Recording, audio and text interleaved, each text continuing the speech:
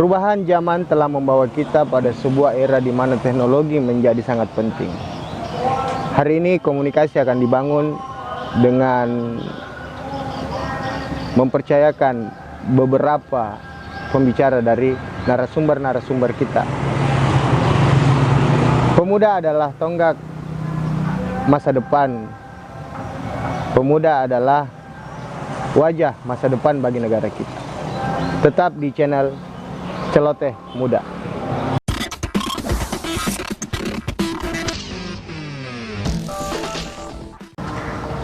Oke, ketemu lagi dengan saya Muhammad Nur di acara kita Celoteh Muda. Pada sore hari ini kita kedatangan tokoh pemuda di Kabupaten Wajo yang bisa dikatakan sebagai parlemen jalanannya Kabupaten Wajo ini. Beliau dikenal sebagai pemuda yang kerap melakukan perlawanan terhadap hal-hal yang merugikan masyarakat.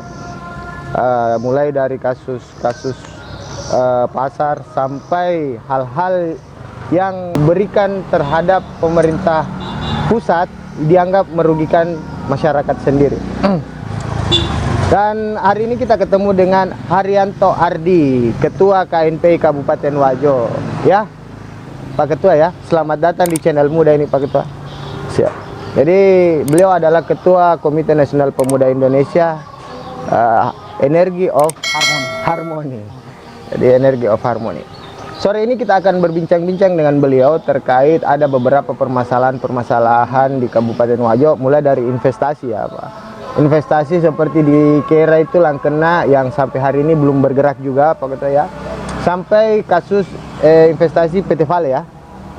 PT Vale terkait patok tanah di desa Awo. Dan sebagai pengantar saja saya pada sore hari ini kita akan mendengar dulu Pak Ketua sejauh mana sebenarnya ini kasus Awo di Kera ini. Ya. Jadi dapat saya sampaikan bahwa kasus mengenai Awo ini, pematokan tanah itu awalnya sudah dilakukan pematokan kisaran bulan Juli 2020. Ya. Nah, setelah kami berkomunikasi dengan KPH Walenai bahwa di sana akan ada program revitalisasi hutan. Oh, revitalisasi hutan ya. Jadi PT Vale ini adalah pihak ketiga, begitu? Ya. PT Vale ini kemudian mempunyai kewajiban terhadap negara berupa CSR. Nah, kebetulan CSR-nya ini salah satunya masuk di Kabupaten Wajo. Iya. Program revitalisasi hutan ini. Iya. Cuma yang menjadi persoalan kenapa kemudian masyarakat menolak, karena masyarakat merasa memiliki karena telah terbit sertifikat di situ. Oh, jadi tanah yang sebenarnya ini untuk CSR PT Vale adalah tanah yang sudah bersertifikat. Sebenarnya sertifikat. Itu sertifikatnya sudah lama keluar? Ya, sudah lama, ada yang tahun 2000, bahkan ada yang baru-baru ini baru 2012. 2012 ya paling lama. Ini yang menjadi tuntutan. Di sana luas lahan masyarakat yang mau diambil PT Vale berapa banyak itu? Sebenarnya tidak diambil, tapi merupakan lokasi. Oh, lokasi program CSR ini sebanyak 750 hektar. Wah, luas juga itu, 750 hektar itu satu kampung itu Pak Ketua itu. Jadi masyarakat di sana menolak. Menolak. Kenapa? Alasannya juga jelas. Kenapa mereka menolak? Karena lahan ini produktif. Produktif. Ya, produktif, kemudian rata-rata ditanami cengkeh. Oh. Jadi kalau ada tanaman lain yang masuk, otomatis cengkeh akan mati. Seperti itu. Makanya ditolak. Ini 750 hektar ini sekarang dia dalam statusnya kebun, sawah atau perumahan warga? Kebun ya. Rumah warga enggak ada? Rumah warga enggak ada yang masuk. Enggak ada ya. Oh, jadi di sana yang lahan produktif cengkeh ke perkebunan ya.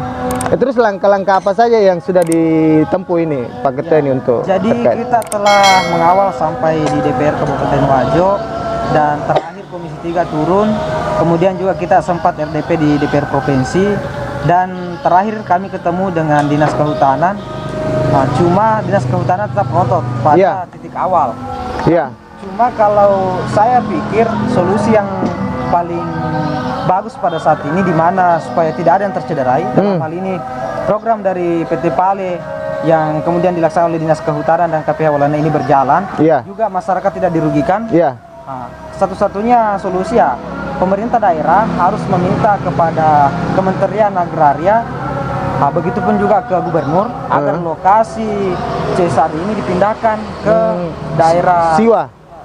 tetap di desa Awo. Awo tetap di daerah Awo Masih ya. ada memang lahan kritis di sana yang masuk memang hutan lindung. Itu yang perlu kita revitalisasi.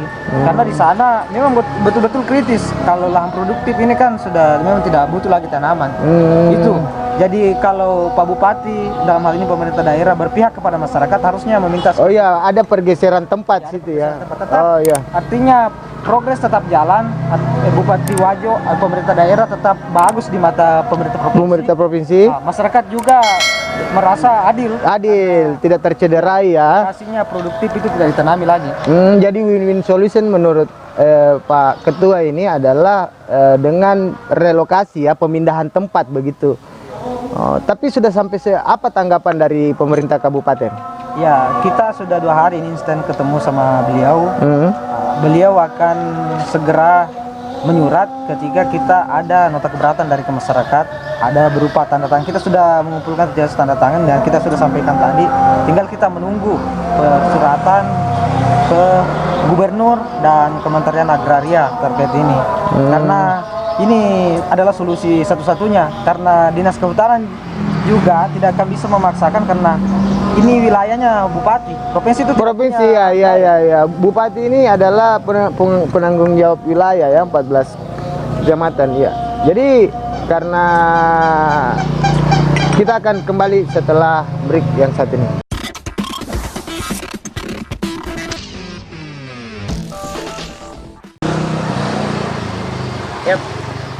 Oke, masih di Celoteh Muda kita pada petang hari ini dan masih dengan narasumber kita Arianto Ardi, Presiden AMI WB yang dikenal di masyarakat Wajo, aktivis yang sering melakukan perlawanan terhadap apa yang menjadi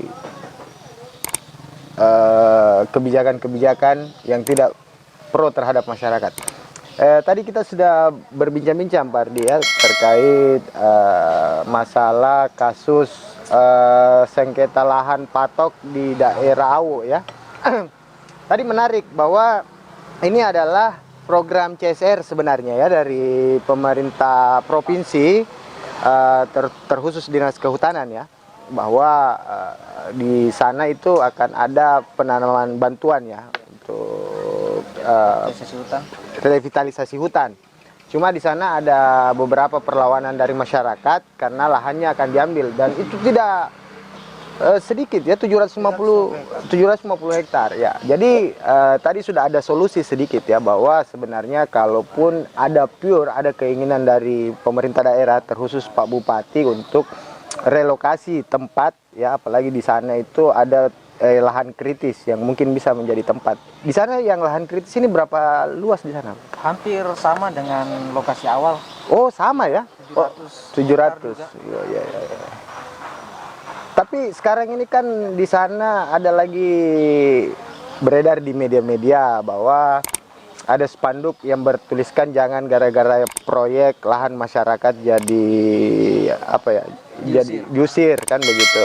Kira-kira itu kenapa itu? Iya, jadi kenapa masyarakat di sana kemarin melakukan pemboikotan terhadap lahan dan menulis salah satu bahwa jangan karena proyek. Jangan karena proyek, betul. Karena ini memang dana CSR dari PT Pali ini besar anggaran. Oh, besar anggarannya. 22 miliar ini sangat besar. Iya. Ya, cuma persoalannya titik atau lokasi kegiatan yang ditempati oleh lahan warga itu memang warga di sana tidak butuh lagi bantuan bibit, tidak. Oh. Makanya mereka berasumsi bahwa jangan karena proyek ini dipaksakan sehingga kita harus tergusur dari lahan kita. Betul. Padahal ada lahan kritis yang membutuhkan ini. Makanya solusinya ya seperti itu. Relokasi, pemindahan. Dan itu tidak bisa terjadi kalau pemerintah daerah ya yang tidak menginginkan.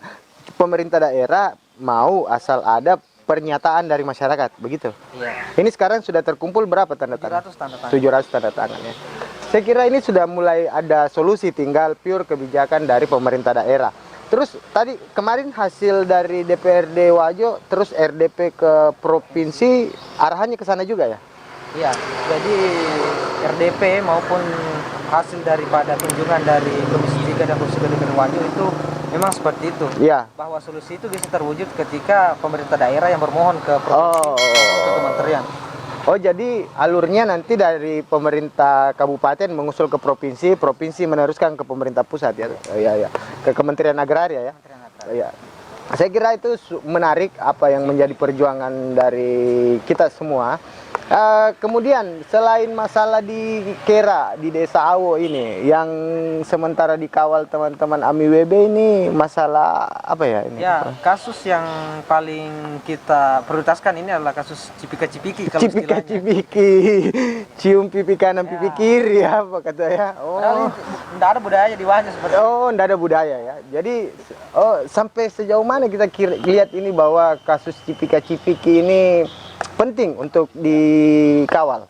Jadi awalnya pada 14 Juli 2020 korban AP melapor delik aduan. Delik aduan. Di Mapolres Wajo. Iya. Dan setelah itu kan baru saya tahu Iya. ada kasus seperti ini. Iya. Nah, ini saya diskusikan kepada teman-teman dan kami menganggap bahwa memang ini harus ada gerakan moral. Gerakan moral. Saya jujur saya tidak punya garis keluarga dengan korban maupun dengan pelaku. Saya tidak melihat bahwa siapa pelakunya, tidak. Iya. Tapi saya melihat ini bahwa kalau ini dibiarkan terus-menerus maka kasihan Wajo.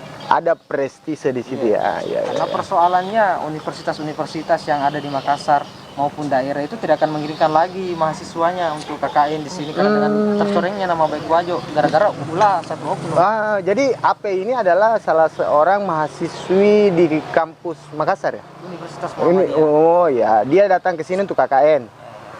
Terus saya dengar juga ini kan lagi rame di media sosial terkait kasus Cipika-Cipiki ya.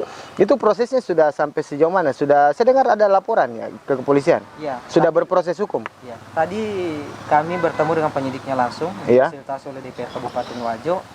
Jadi kasus ini sudah gelar perkara, tinggal kemudian dibutuhkan penyelidikan lebih lanjutan. Iya. Penyelidikan lebih lanjutan ini apakah dibutuhkan nanti saksi ahli atau keterangan dari PPE Perlindungan Anak dan Perempuan? Ya, ini tinggal menunggu saja. Kalau memang unsur-unsur alat bukti belum memenuhi ya pasti menggunakan saksi ahli. Jadi nanti kayak ada reka adegan begitu ya? Wah, kayaknya itu sih. Karena ini Kalau reka adegan ya bagaimana kira-kira itu? ini walaupun ada pasti safety.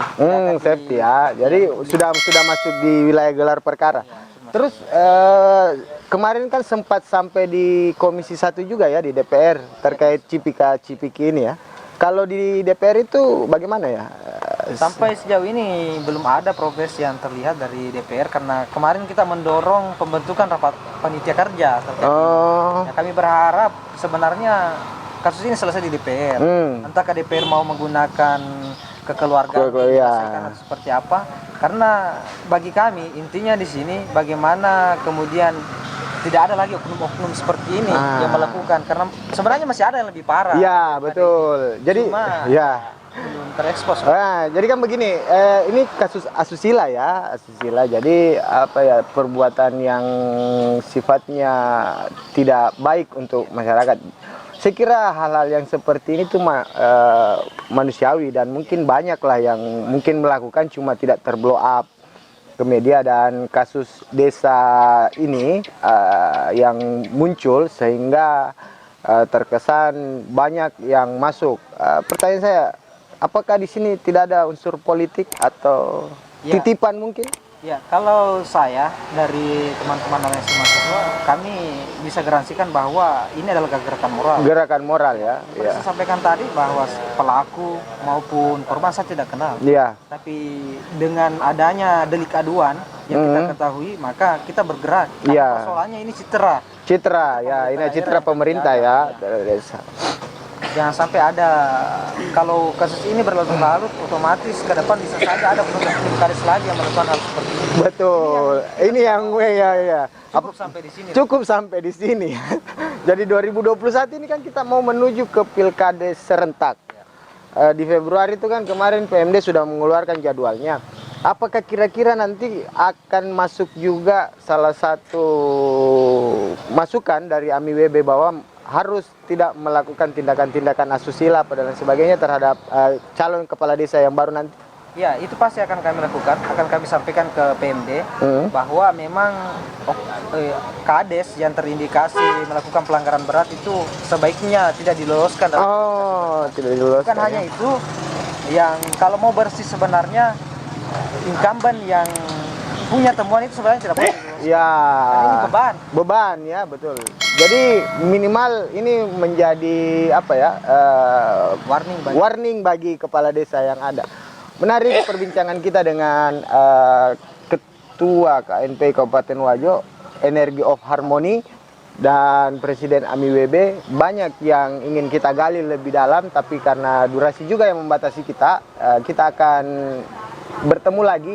Kalaupun ada pertanyaan terkait Bung Ketua kita Herianto Ardi, silakan komentar di bawah ini. Jangan lupa untuk mendukung channel ini, like and subscribe. Terima kasih atas waktunya Bung Ketua. Sampai berjumpa kembali di Sukses channel. selalu buat celoteh. Iya. Makasih banyak. Kita akan ketemu lagi di session selanjutnya.